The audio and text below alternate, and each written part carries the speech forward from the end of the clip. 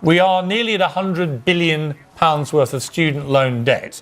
Can you give me a rough guide to how much of that you, the Labour Party, would like to reduce it by? The actual transcript of what Jeremy Corbyn said, you're picking out one particular word. He said that he would look at the loan repayments over a longer period. He would look at other ways of trying to look at that debt. But he didn't make any promises on student aid. It's just, stays with young people for a long time. But we were clear on what we said. And at the time, Piers, nobody was talking about this because it wasn't an issue, because people understood what we meant by our student fees and student debt. 100 billion, that's the staggering amount of student debt currently burdening UK graduates. Labour promised to address this crisis, but when pressed for details, Angela Rayner's response was anything but reassuring. In this analysis, we'll show you how this astronomical figure became Labour's Achilles heel during a recent interview with Piers Morgan. The numbers don't lie, but did Labour remember the heady days of Labour's pre-election promises? The party painted a picture of hope for students drowning in debt, promising to tackle the $100 billion student debt crisis head-on. It was a bold claim that had many young voters sitting up and taking notice. But as we've seen time and time again in politics, promises easy to make and much harder to keep. A lot of young people that I know, one of whom is my middle son, decided to vote for Labour and for Jeremy Corbyn. He lectured me on missing the Corbyn surge, and when I pressed him, he said, he's going to take care of the students, Dad. Well, Piers, we've never been mealy-mouthed about it. We said from day one that we would end tuition fees, that we would make our national education service free at the point of need. Now it turns out that was a load of old baloney.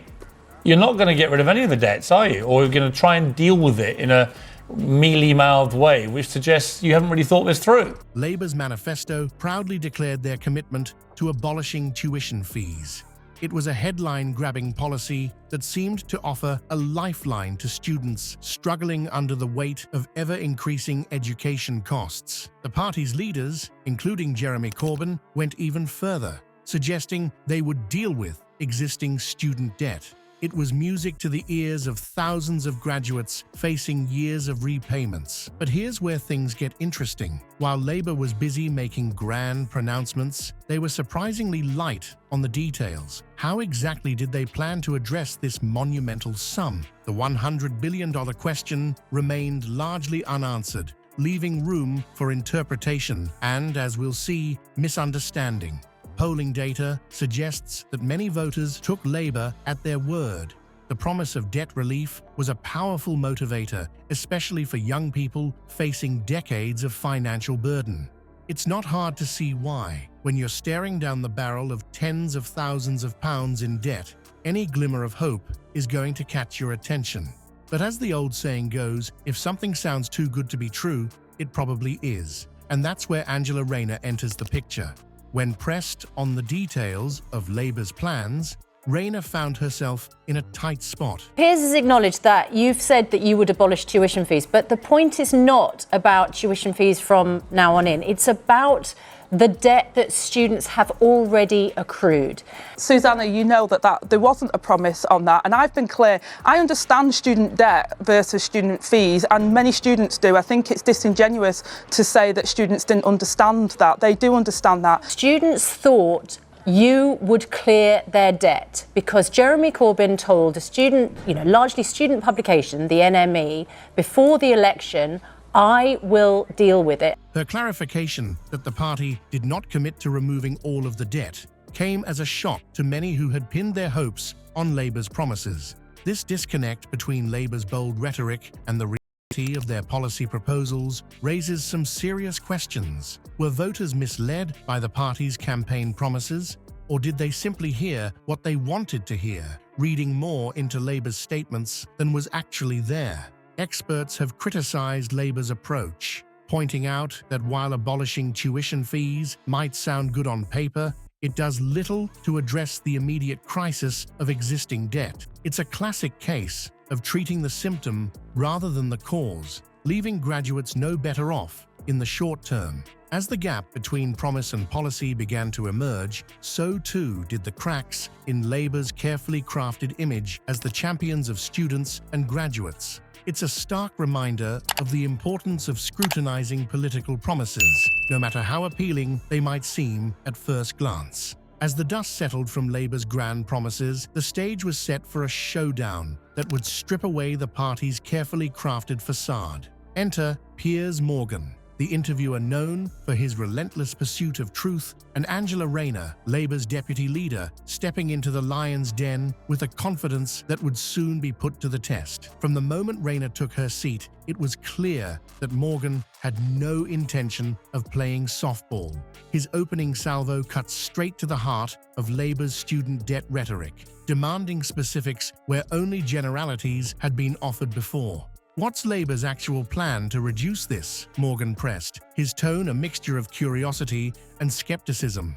Rayner, initially composed, began to falter under the weight of Morgan's questioning.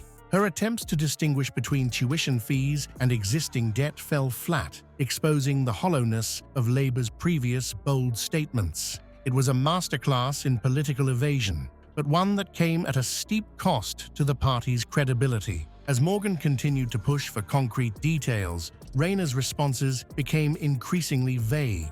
The interview quickly transformed into a verbal chess match, with Rayner desperately trying to avoid checkmate. But with each non-answer and deflection, the true nature of Labour's plan became painfully clear, or rather, painfully unclear. The political fallout from this interview was significant, casting a long shadow over Labour's ability to lead.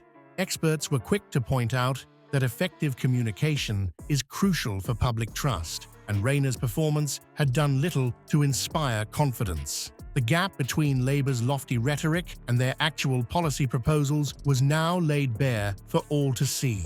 This wasn't just a momentary slip-up, it was a revelation of a deeper issue within Labour's strategy. The party that had positioned itself as the champion of students and graduates was now struggling to articulate how it would actually help them.